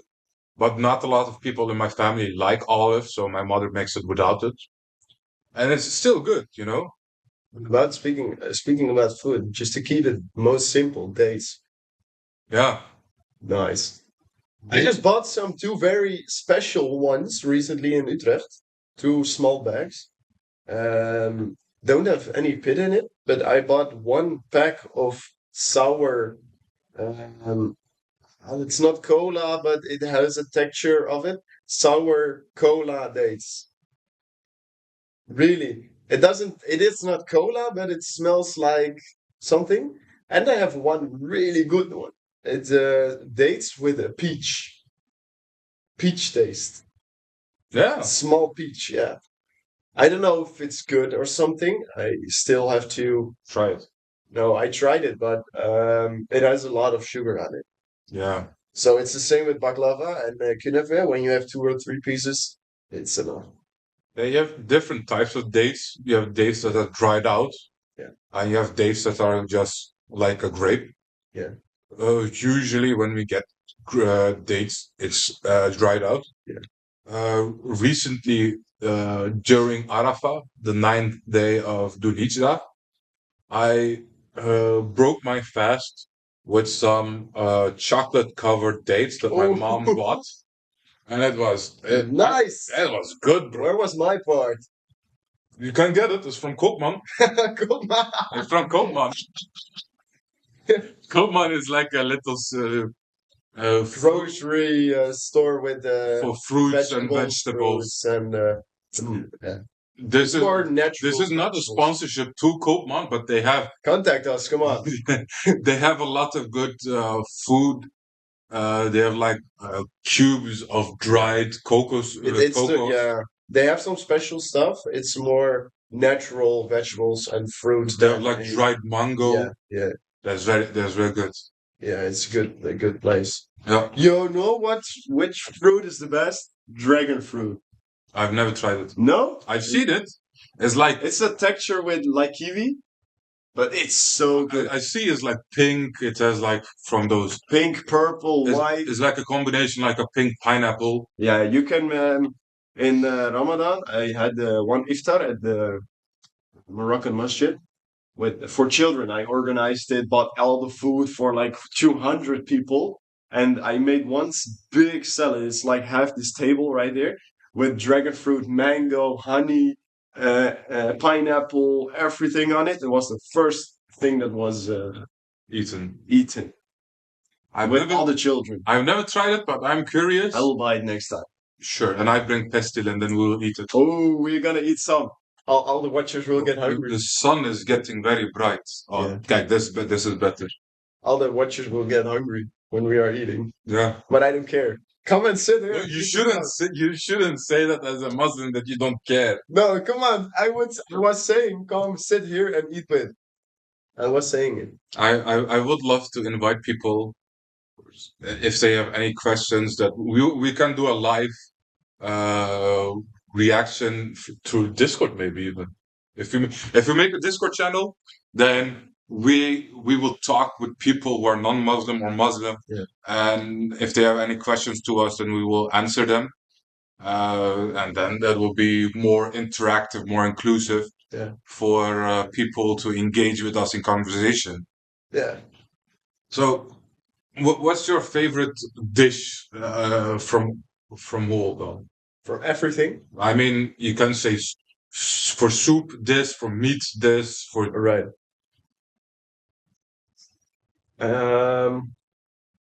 There is one thing you can wake me up for. Iskender. he will put a picture of what Iskender is. But the real Turkish one. Not the fake stuff. The real Turkish stuff. Yeah. Oh, I can eat like 1 kilogram. For the people who don't know, Iskender kebab is basically beef meat. That is. With yogurt and little tomato sauce and stuff. Yeah. And with bread. My favorite, I would say soup. Oh yes. Is mercimek. I never had it. But I know. It's like, would you say peas? Pea soup? But it's like What? Ertu soup mi dat toch? I don't know. It's like the green soup with Oh my god, I have to Google know. it. Yeah, but Google. I know the Turkish word for it. Yeah. Mercimek çorbası. People who are Turkish will know what I Shout mean. it to you. Shout it to you. Turkish won recently, so I see a lot of Turkish. Linze soup. Yeah, linse soup. Yeah, but what is linze soup in English? Congratulations, by the way, to all the Turkish people. Is For what? Turkey won football? Yeah. Yeah. Oh, lentil soup. All right, nice. Yeah, lentil soup basically. Yeah. I guess It's typical, but it's nice. it is. It's nice to start your dinner with. Yeah. If you have dinner, Your course. if you have dinner, always start with soup. Yeah. So your stomach and throat gets wet. Some lime on it and bread. Oh, It's good. And afterwards, I like rice, basically staple food. Yeah. Rice and chicken or beef and rice. For all the viewers, I have one special tip. You know, dinner box. Yeah. Just a normal dinner box. Buy this one, but don't do it with fries, but with rice. Ask the place you're buying it from, not to make it with fries, It but with depends. rice. It depends also where Rice you is buy best. it from, because some places does it and they don't have good rice. Yeah. But if You just know the place you're buying it. if you have a good place that makes it, It's a real good protein meal. With the fries, it's like with a lot of fat and stuff. When you eat it with rice, it's really a healthy no, dish. I wouldn't say rice has protein in it. No, but It has if you do it carbs. with chicken and stuff, Yeah, it's a really good one. chicken with rice is a good staple meal if Yeah. Beans. you're an athlete or a sporter that needs to watch his weight but still needs to get that carbohydrates and protein. Yeah. It's a basically good thing. Yeah, of course. And for dessert, I would say sütlaç. Do you know sütlaç? No. It's like milk with rice, but it's chilled, so it's like Yeah. pudding. It's like Oh pudding. yeah, I know. I know. It's a good. I You have like will put a picture of sütlaç. I have to make so many pictures of food, bro. Oh, it's gonna take a while. Yeah. But I had like one or two spoons of it. I like it. What? Like two. I ate 1 or 2 spoons of the dish, but it's a good one. It's very good. Yeah. You know, we're going to Istanbul and eat for 1 week. Only eat. We'll see what the fate has in store for us. This After Mecca, we are going to Istanbul. it is now June. In the summer vacation, I have to work and then go to school. Yeah. And inshallah, in December to Umrah. So we are trying so hard. Next year, I'm hopefully on a stage, an internship. And maybe the next year in the summer vacation, if if Allah allows it, then we'll see. Then maybe we can go to vacation then. Yeah. Then we can meet with some of you guys. I mean, if we're gonna tour in Turkey with the car, Yeah. maybe. We're gonna do a podcast over there. If we're successful enough that people in Turkey recognize us, then of course, then we will engage with them. But we'll see how it is. You never know. You never know. You never know. You never know. A final thing before we Finish for today. It's already been 2 hours, 2 to 3 hours. What time is it? It is 5 o'clock. In 1 hour, it's. I was here at like 1:30, so I've been here for 3.5 hours now. We streamed for like. Streamed for. We recorded for 2 hours now. I think we prepared and prayed and stuff, so 1.5 hours already passed. Yeah. But I mean, the setup alone took so long. I mean, yeah. No. But what should we talk about? Last topic. Let's see what Uncle ChatGPT said. Also, don't trust ChatGPT in small one, by the way. The for a masjid or a praying mat, I really like the color dark green. For a praying mat and I mean, that is more an opinion of what type of color people yeah, of course, like. it's an opinion, but same with the food we talked about, it's an opinion. I mean, but I really like the color dark green as, not in general, but for a praying mat or something, it's a really good one. Some people like bright red. I mean, there's bright red.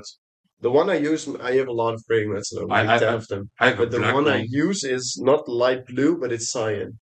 Cyan color. It's like that? No, that's dark blue. Cyan color is like blue and green mixed, It's like turquoise. Yeah. That's cyan. Is cyan turquoise? No, cyan is cyan. Turquoise is turquoise. No. Okay, I have to look it up, but Google it. Uncle Google. Uncle Google. Okay, the fourth topic was environmental activism and sustainability. Ooh, that's a tool. Bro, that's a deep topic to finish with. Okay. We're gonna finish. Let's see what it says. Young Muslim environmentalists talk about their efforts to promote sustainability, the connection between faith and environmental responsibility, and practical steps for a greener lifestyle. That's a topic for maybe next week. We have to finish, but I'll just okay. And then the fifth topic. Relationships and marriage in modern times. I mean, You're gonna do it next week. next week also, Next because that isn't like a topic that you can say one or two things about, and Yeah, it's gonna cost like 20 minutes I mean more. more. I mean, you have certain aspects of it that's from meeting the girl to the marriage to the relationship itself to marriage to The nikah, the everything. nikah, everything. Yeah, So we can talk it's about it, but complicated.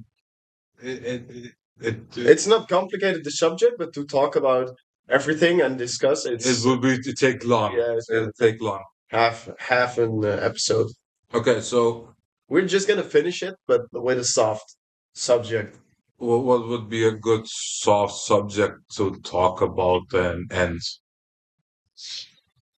Um, What is country you want to go to? oh, that's a good one. But not including Saudi Arabia. Because Mecca and Medina is, of course, I would love to go to Indonesia good one. But why? Tell me why. because Tell me why. it's a majority country of Muslims. Yeah. And no, wait, is Malaysia the name of the city of the country? I don't want It's a to. country, Malaysia. Is okay. One of my dreams, or one of The pink masjid. the one of my goals, what I want to achieve, is visit every famous mosque in every city in every country. I heard that there is one mosque in the entire world that is women only. Well, I don't know where. I don't think that's allowed. There is one. That isn't, but Now I'm gonna Google. okay. Entertain. But the most famous mosque in Holland is in Amsterdam. I have to look it up what the name is. He will put the picture of it. And it's made with Neo-Ottoman style, I think. In Qatar, there is a women-only masjid. The only one. I mean, sure. And I assume it's just a building for only the women, and there's another building for men. I think. Yeah. Because There's also one in America, but I'm not sure. when praying, men and women pray separately because Together, but also separately. yeah, because the Together makes us very strong, I would say. yeah. But If we talk about the our last topic could be about women, men in general in prayer. yeah, good one. So men and women are equal but different. They have their They have own. different gender roles. They have their different gender roles. A mother is a mother and can breastfeed, give birth to a baby, and do certain things that I, as a male, cannot do. We're equal but different, and we adhere to the male-female roles. That's why if you have like feminism that say we're equal to man, I would argue no, there is no equality between man and woman because you cannot compare a man and a woman with each other. We both have different qualities, but you need each other. Yes. In the combination of men and women, that's the best. It's the same with there's no joy without pain, there's no sunshine without rain, there's no rainbow without and the sun and rain. Yes. You need both of them to have a Coexistence. yeah. And that's why that's In a household, by the way, we are Muslims, of course, but we are not saying the man is the boss. He is he is better than women. a man is more the provider for Yeah. his family, the protector of He has his more women and responsibility. children, and his responsibility. Yeah. Basically hunter-gatherers. The man hunts, the man work, and the women take care of the children. And people think, oh, that's a negative thing. But why is it a negative thing? They say, oh, yeah, but the woman can work and the man can take care of the children. But I heard a why do people want to upset the nature of balance of the world? I heard a poem recently I think it's Arabic. I heard it also, not the topic, entertain, but I also saw it online. Top G. Top G. Other good topic. But a man said to his women in Arabic, but I will translate it. Stress is mine, peace is yours, happiness. Oh no, stress is mine, peace is yours, sadness is mine, happiness is yours, but you are mine. Yeah, I like it, really. It's a good one. is it good? Look it up. They are they were married. I think, I hope they still are. But the man said to his wife, "I have the stress, you have the peace. I have the sadness, you have the happiness, but you are mine." That's what the man told his, If but you, not as a object, like you are mine, you are my property. No, he is saying like we there are together. there was an experiment by a woman psychologist, I think, that pretended to be a man for 2 years to understand the psychological effect what a man endures.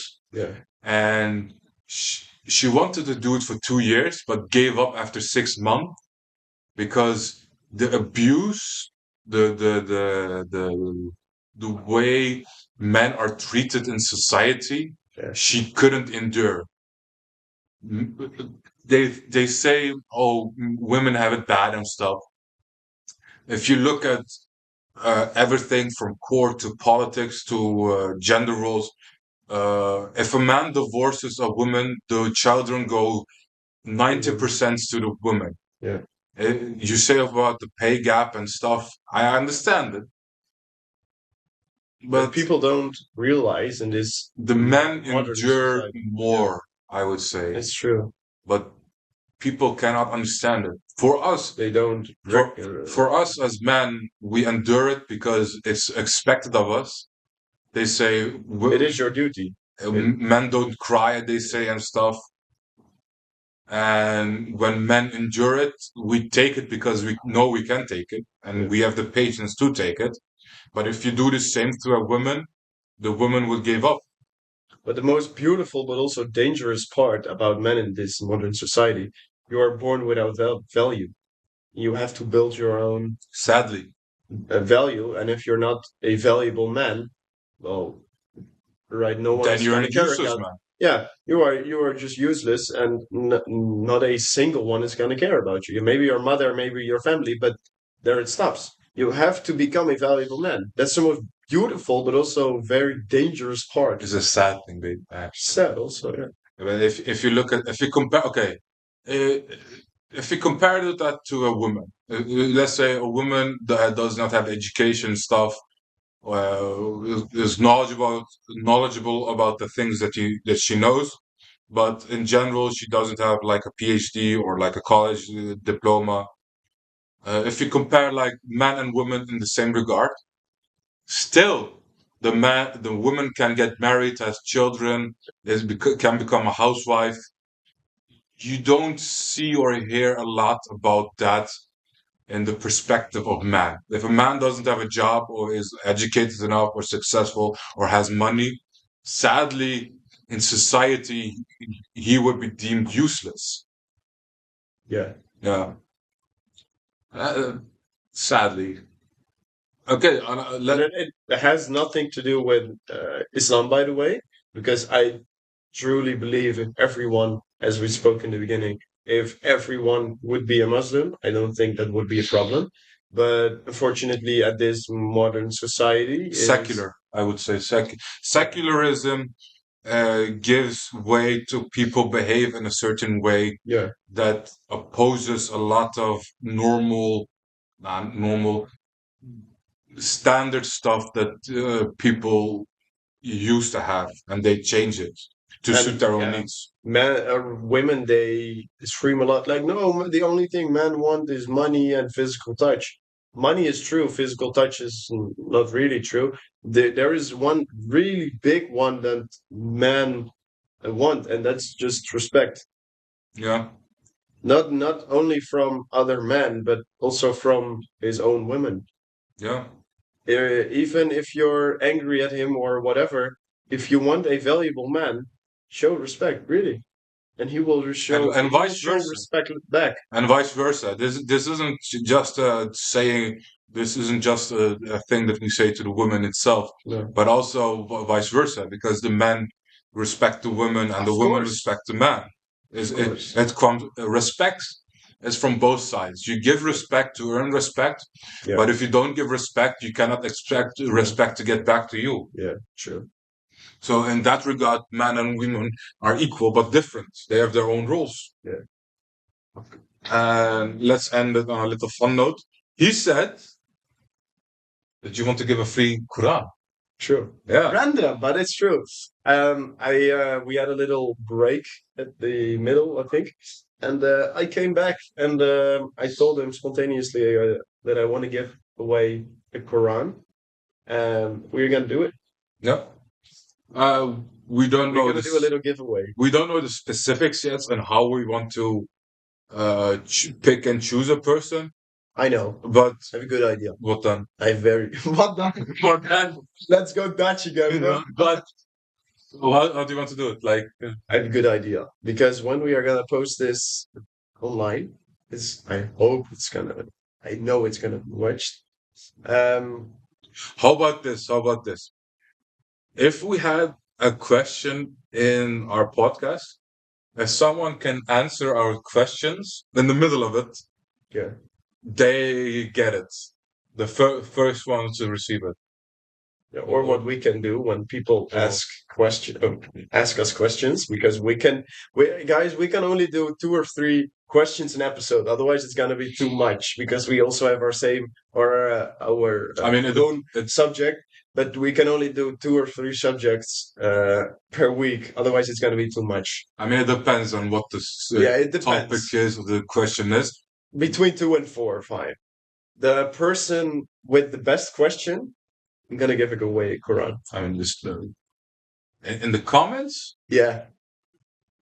The question we are gonna discuss about, I'm gonna give that one a. That's actually a good one. That you write in the comments a certain topic or question. Yeah. And if it gets the most like, then that person will get in contact with. We'll contact you. If that person is in Netherlands, by the way, we can ship it out to somewhere else. Yeah. But yeah, you don't have to pay for anything. I pay everything. We pay everything. No problem. We are gonna give away a Quran. I mean, yeah. PDF notes.